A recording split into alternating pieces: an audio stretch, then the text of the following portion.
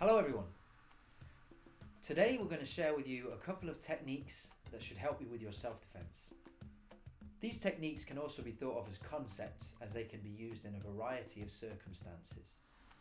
These techniques should help you with your stand-up self-defense, and they should also help you with circumstances where it may be permitted to do holds and grappling within sparring.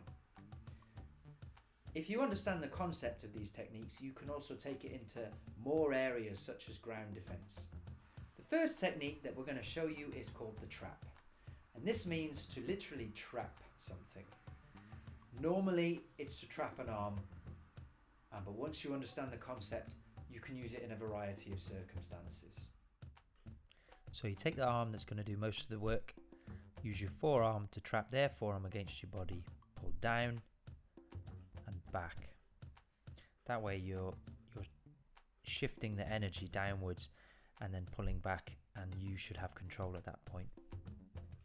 If you do this correctly, you'll be manipulating the attacker's center of gravity. This means that in this circumstance, your technique becomes more important than your strength. Okay, now we're going to show you a bit more realistic, and that's me attacking Marie with a fairly realistic attack, double-handed throat grab. And again, as I mentioned, it could be a number of different attacks.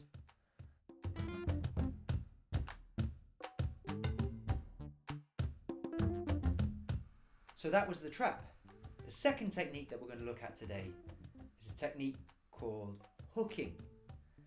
We're going to split this into two. The concept is to do a hook, but if you split it into two, the techniques become an underhook or an overhook.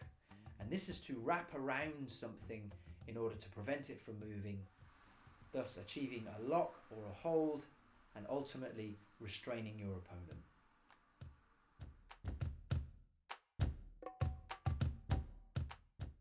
Okay, so we're starting off with an overhook.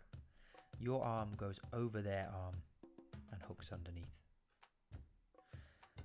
Once you've got it round, you squeeze underneath the tricep with your forearm. Make sure you get your elbow above their elbow.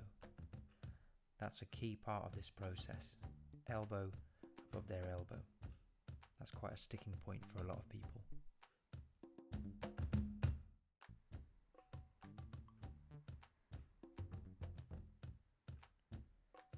Okay, now we'll show you from a more realistic perspective against a less compliant attacker.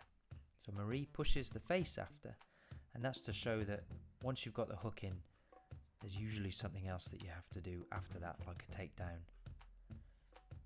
But the main point is that you're gathering control over your opponent. And you can see that Marie, being smaller than me, really has to reach to get her elbow over mine. So this time we do an underhook. We reach underneath and over the top, and that's the hook. What I've done there is I've attacked the inside of their arm to make it bend, and I'm concentrating on the shoulder over the top. Both my hands are linked, which means it's my entire upper body doing the work versus just her one arm. So if she was stronger than me, it could still be effective. And here's me attacking. As you can see, I'm the one attacking for the more realistic demonstrations, and that's really just to show that these techniques can be applied to someone bigger and stronger than yourself. In a real situation, that would be more of a strike to the inside of the arm than it is here. It's more of a push at the moment, but it would have to be a real strike. And it doesn't have to be to the shoulder, it could be to any part of the arm, but the shoulder is a perfect place for this technique to be properly executed. Thanks so much for tuning in. Hope you enjoyed that, and see you again soon.